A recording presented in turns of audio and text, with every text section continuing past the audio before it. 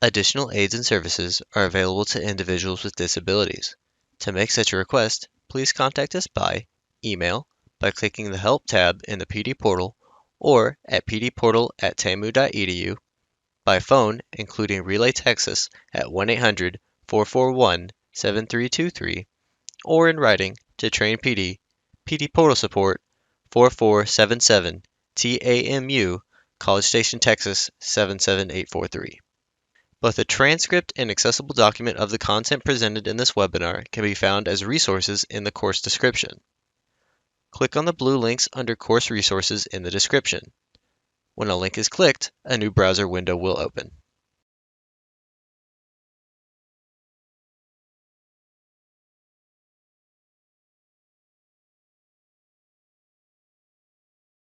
At this time, I'd like to welcome Amy McBride back for part 2. She is the Learning Differences Coordinator and GED instructor for the Literacy Council of Tyler. She has a special education credential as well as a Master of Arts degree in teaching.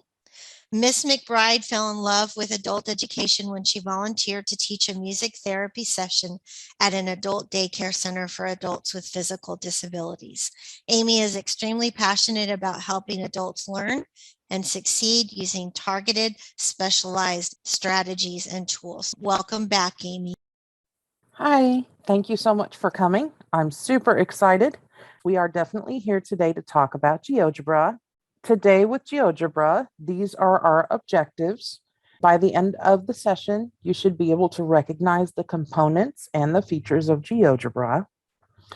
You also should be able to understand how to use the GeoGebra app's calculators to assist with ABE or GED students in solving mathematical problems. Now, unfortunately, it's not really going to help you with your reading and your social studies, but it's super cool for math and even has applications for science. Let's talk about the features. So this is some of what we're going to be looking at today. First and foremost, I want to tell you, GeoGebra is free.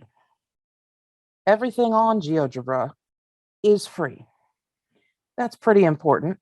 I just wanted to make sure I kept that aware. I don't know about y'all, but I don't like paying for my resources if I can avoid it.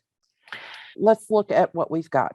Their online graphing calculator is comparable to any Texas Instruments calculator in the 80s or higher, as well as Casio FX graphing calculators. Granted, our students will not be using that portion when they take the GED test. The calculator that they are permitted to use on the GED does not graph. It is a scientific calculator, pure and simple. However, there are plenty of uses for it, and it can still be very usable in class. So we are going to look at that.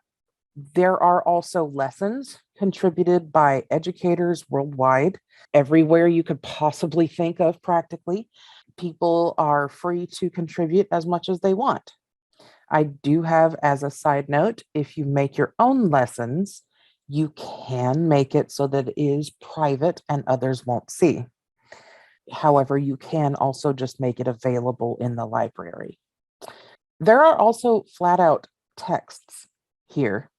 Most of the time I find them very dry and boring myself, but if you just flat don't know how to do something, you can look up their texts and the text should be able to show you how to do it if the videos and lessons cannot. Lastly, you can make your own lessons and save them to the GeoGebra library. Just like I said before, you can save it so that only you and your students have access, or you can save it so that anyone in the world could use it. I think, honestly, if it's valuable enough for your own class, it's probably valuable enough for someone else's. We also want to go over specifically with this, because the lessons are contributed by educators worldwide, that means some of them are not in English. Can people adapt your lessons from the library? People can save your lesson to their favorites. and modify that lesson and save it to their own. They cannot modify your original lesson. So what they do with it, they would save to themselves. Now, if they wanted to then publish that on the GeoGebra library, they can do that. There are literally 37 different languages that you can use on GeoGebra, including the most frequent ones, English and Spanish. More languages than I would know what to do with there. Keep in mind, when you translate, the lessons do not translate to other languages if you tell it to switch to a different language. So you want to make sure that you're using one that is in your language. Let's talk about our GeoGebra components. What all does GeoGebra actually involve? There is a calculator suite, as you may have thought there might be. There is a classroom feature. My own experience, this classroom works very similarly to things like Google Classroom. So if you already have something set up, I don't know that that would be worth your time. However, it is available if you need it. You can upload videos, you can upload PDFs, you can write your own things, but it is very similar to Google Classroom. Of course, there's a library of community lesson plans and texts, and there is a teacher dashboard, which is available under the word profile, which I'll show you in just a moment. You have your saved and bookmarked lessons and texts. You can tell it, I like this one, I want to keep it. It will stay on there until you delete it. It has a timeline of your activity, which is nice for me because I need to know which one did I look at the most recently. It shows you if you decide you just really like somebody who made some lessons, you can follow them just like on Twitter or Facebook. And anytime they post new things, it will show up in your feed. You can also create groups for things like small projects, which can be quite useful. So let's go to GeoGebra. This is the GeoGebra main site. It is at www.geogebra.org. If you need to put it in, it is https://www.geogebra.org.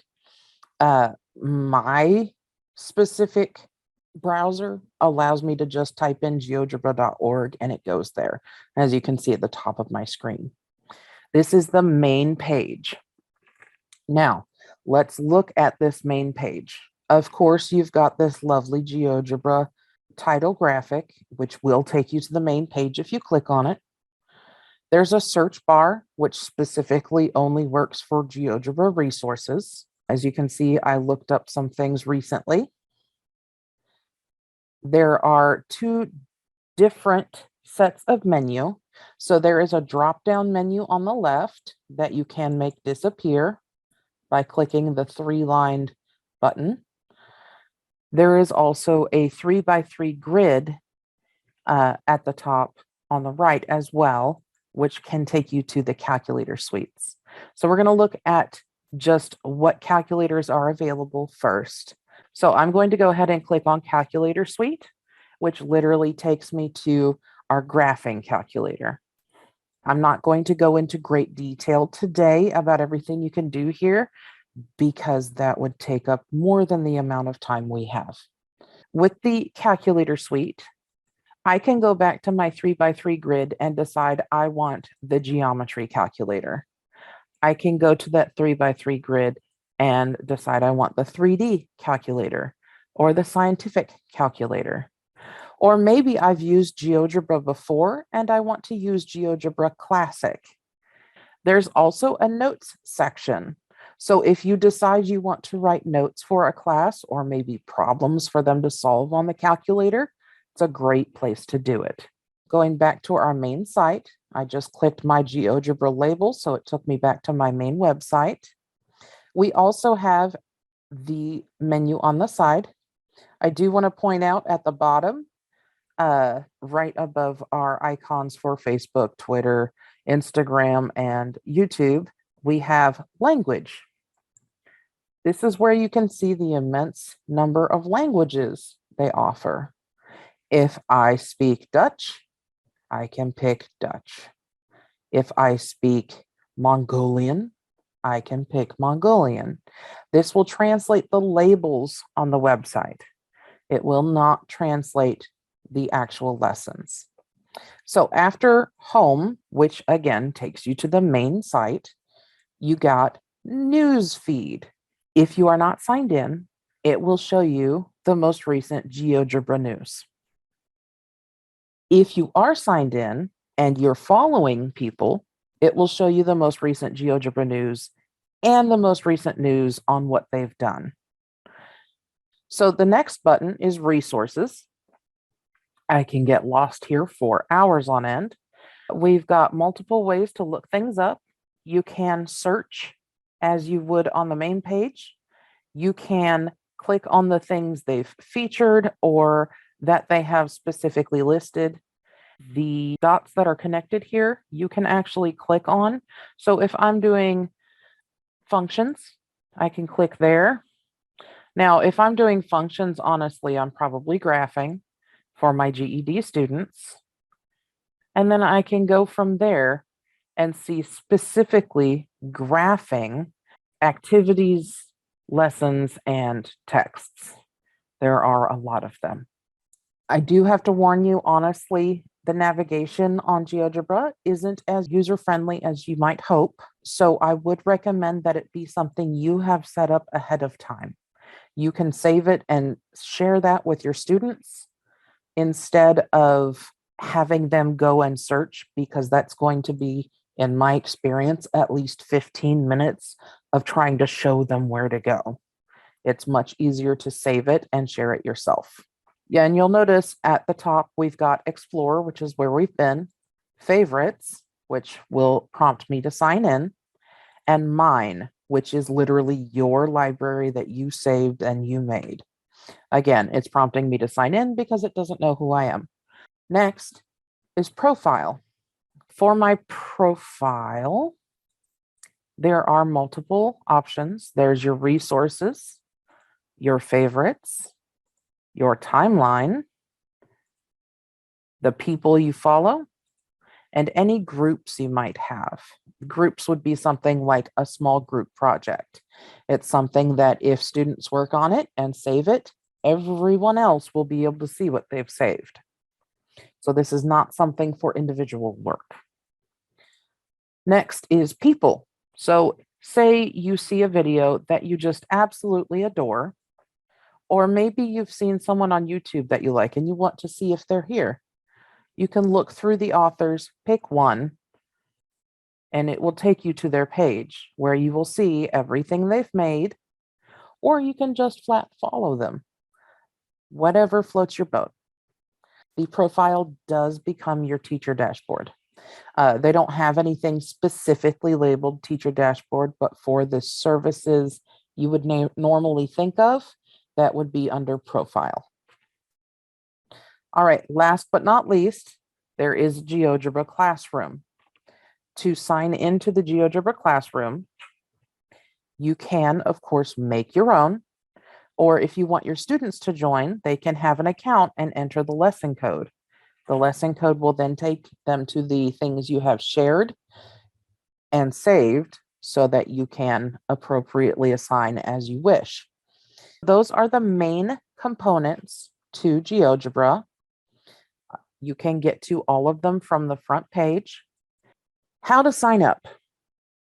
As you've already noticed, there are a lot of items that you'll want to be able to save or make sure you can find it again. Easiest way, sign up. It is free. And then you can literally have your entire profile as I was showing you and make sure that the lesson that you just absolutely loved, you can use. And it's just at the click of a button. Signing up is super easy, or at least was for me. You click the sign in button at the top of the main page. You choose create an account, and then you can choose to sign in with Google, Facebook, Microsoft. There are a bunch of options, or you can create an account the old-fashioned way with an email and password. So I go to my sign in. which you can literally sign in with any of these without creating an account. But if you do not have an account, you can click on Create Account down here, nice little purple words, and it will give you your options. You've got Google, Office 365, Microsoft, Facebook, Twitter, Clever, whatever you're into. If you create your own account without just using one of these, it will ask you to make a password and acknowledge that you're over 14. I am now signed in. I can tell because the sign in button is gone. We can now move on to our app suite. At any time, should you suddenly decide you need to use a graphing calculator, you can have them download this app. Preferably, you would tell them ahead of time to do so, but I know sometimes things come up we don't foresee. And they can use any of the calculator apps. Now, the ones we're going to focus on mostly today are the 3D calculator, because there are test questions that involve things in there. The scientific calculator, because again, the GED tests are going to focus on using things like the scientific calculator. I don't know if everyone knew this, but the math GED has a total of 5 questions where they cannot use a calculator. Everything else, they have that scientific calculator available to them. So it's definitely a good thing to get used to. And then I'm also going to show you a couple things on GeoGebra Classic, just in case that's what interests you. I want to point out, you can put dots anywhere you please, just by point and click, or if you're on a tablet, touch. I picked my point tool and then I clicked somewhere. You can then connect those points so that it becomes a line. The bit that's really cool here is, let's say that's not the line I intended. What if that's the line I intended? Click one of the points, move it, and you can change your line drastically. Super useful because, well, being humans, we make mistakes. The same is true of your points. Here's point D at -7.5. Oh, that's not what I intended. Now it's at 7.5. I feel better there. If you just don't want the point anymore, you also have the delete button. You can make a line segment, should you choose, and make a new dot, should you choose, by picking one of the items that requires dots or points. Not only do we have the tools, all those tools I showed you, but we also have algebra. So here it's showing me point A, which if I click on it, clearly shows me the coordinates of point A. Point B, same thing. I can say f of x equals, I don't know, 2x plus 4. It is now graphed. So you can put that wherever you feel like it. You can do it with the formula, you can do it with the points. Personally, I find the points easier. However, if a student is first learning how to graph, it can be quite useful to use the algebra calculator on that. Let's look at our 3D calculator. I double checked. There are totally questions on surface area, net, volume, etc. on the GED. Go figure. So let's talk about it. First, I don't want to see this plane and my axes, so I'm going to get rid of them. I'm going to go to the little gear underneath my sign-in that is lovely named settings, and I'm going to unclick on show axes, show plane, and I'll leave projection and snap to grid. Now, if I want my plane back, I just click on show plane and it will come back. I can do that at any time. So here is my cube. I can change its color. I like blue better than red. I can change each side as I choose. You can rotate. However, I do warn you, it is super easy to get lost in the rotation. To rotate, you would click and drag as you see fit. You can also right click to see what the 2D version is. To duplicate it, to make it so that the item is locked, all sorts of good stuff. Let's say I want my surface area. Every once in a while, the 3D calculator, because it is so complicated, it can freeze up a little bit, but I'll draw me a new cube right in the middle. If I want to get rid of something, just click on something. There we go. And you see there is a trash can. It's gone now. You can undo and redo as they see fit on the top. They've got the undo and redo buttons just like in Word and PowerPoint and all that. So here's my cube again. I'm going to go back over to my basic tools. There is a button called Net.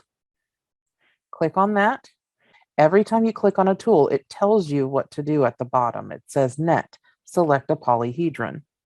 So I'm going to go over here and select my polyhedron, my cube. And there we go. We've got our net. Now, I like to show it from the top just so it's not too confusing. And again, you can do that rotation the same as anything else. Click and drag. When you start the 3D calculator, these are the tools we have. We have move, point, pyramid, cube, sphere, plane through 3 points, intersect 2 surfaces, and net. So to get to surface area, you would click on more, which gives you a lot more options. And I'm going to go all the way down to measure, where we have angle, distance or length, area, volume. So I'm going to pick area, and it shows me this specific square. So it is a little tedious, but you can find the area of each polygon and then add them up. Granted, not perfect, right? Or you can find the area of one polygon and know for a cube that you're going to multiply by 6. However, if you're doing an irregular polygon, you're going to want the area of each piece. They do not, unfortunately, at this time, have anything I've found to more easily do the surface area. And I do have to warn you, if your shape has circles in it, for whatever reason, getting your net on your 3D shape with a circle in there is nigh impossible. It will not give you the area of the semicircular piece. If it is a regular circle, it's great. If it is a cone, you're not going to be able to do it. I like to start each year by explaining to my students, everyone knows how to add and subtract because you can literally do it with food or whatever. Multiplication is repeated addition. Division is repeated subtraction to 0. Cubes, etc., are just repeated multiplication. So it just keeps going on. With most things, the more complicated it gets, really all they're doing is adding another layer. So instead of having a flat 2D, oh, there's my 3D, right? That's all we're doing. We added one more layer. It definitely does help with critical thinking skills. You can get the volume of the cube easily. So I'm back to just my first cube. I used my undo button at the top left. I'm going to pick under measure, the volume button, and click on my cube. This cube has the volume of 70.43. If I want to show how I got any of this, I still have the algebra option on my right bar. So I click where it shows the calculator, and you can see it's showing what the text is. It shows me the points this is based on as well. And if I wanted to put in a formula for a different 3D object, I could. So the way to make it bigger, you can either use your scroll wheel on your mouse, make it as big as you want. You can also get rid of the sidebar, or there are 4 little buttons on the bottom right, one for standard view, one for zoom in, one for zoom out, and there's one for full screen. These are actual practice GED questions I got out of one of the manuals we use at my job. I modified them so that they are not copyrighted, and I made my own visuals again, so they're not copyrighted. If you want to copy my visuals, I'm okay with that. Here is my question that is very likely to be similar to something on the GED. So a rectangle is drawn on a coordinate grid. 3 of its vertices are located at points -2, -2, -2, 3, and 2, -2. What is the location of the 4th vertex? Now, this question I like because not only is it math and graphing, it is also logic. People have to know with this that a rectangle is made of 2 sets of parallel lines. Otherwise, they cannot solve the question, right? So I'm going to go ahead and go over to GeoGebra so I can solve this question. I'm going to go up to my 3x3 grid, go to the graphing calculator, and my points were -2, -2. The next one was -2, 3. There we go. And 2, -2. Those are the 3 points I have. I'll just do a regular line. A to B, A to C, B to something. It's going to be straight because thankfully they gave us a straight up and down rectangle. So we've got our nice right angles. And now my point D, 2, 3, is going to be the answer to that question. That is something they could duplicate on scratch paper. Not perfectly, granted, but something they could do to figure it out. But in the meantime, they get to play with technology. I have another practice question. So this one, Mike just purchased an irregular piece of land depicted in the picture. What is the area in square meters of Mike's new property? Now they're wanting to know the square meters of Mike's property. So I've got the measurement. So there are 2 ways you can solve this one, really. You can do it with our geometry calculator, right? Same way we did the last one. Or you can just go to our scientific calculator and find it that way. Our students have access, on the GED at least, to that formula sheet that tells us how to get the area of a trapezoid. So I'm going to say my formula for the area of a trapezoid is 10, 16 divided by 2 times 6. And there is square meters area of his irregular piece of land. Did rearrange my numbers, as you can see. That is how people frequently draw it, but it is a way to find it out. It is a calculator. You can also, if you want, go to your regular geometry calculator and plug it in here. You also do have the option, even when you're graphing, if you look on the bottom of the pull down, there is a keyboard you can pull up. So you can do all of the cool inequality things you want to do, or the functions. There are multiple options. So that is how I would answer that second question. Last, I was going to show you our 3D options. You can make 3D shapes for volume or surface area for GED practice. As I stated earlier, you do want to make sure when you make your shapes for surface area and volume that you are using items that use regular polygons, not circles. It also will not give the surface area for a sphere. So keep that in mind. You can do it for prisms, tetrahedrons, cylinders, oddly enough, will work for surface area. But cones and spheres, at least on the computer, it will not do. You can use pre-made tools to find the net. You can use the pre-made tools to find the volume or the 2D area of any polygon of your wish, including if you make a random polygon out of points. I know it's not the prettiest website and sometimes can be a little odd to navigate, but it can be super useful for this kind of thing.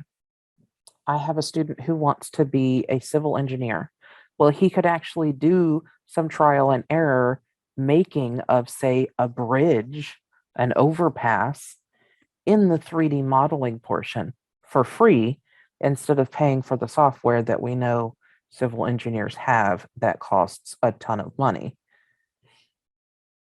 Now, granted, that portion isn't going to be able to tell them about weight, loads, and whatnot, but they can design it.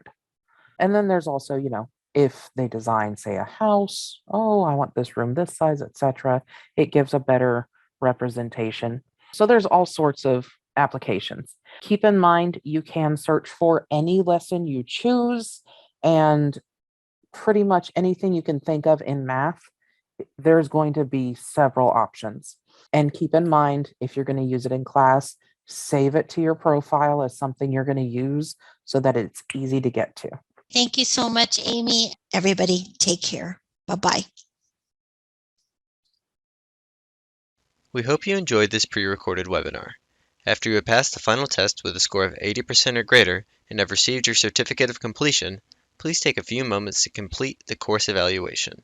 Participant feedback helps Train PD at TCAL continue to provide high-quality professional development. To leave a course feedback, please go to the completed portion of your transcript. To do this, hover over the My Learning tab and select View Your Transcript. Click on the drop-down arrow next to the word Active and select Completed.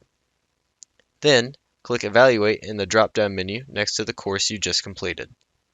Please note that your feedback is greatly appreciated.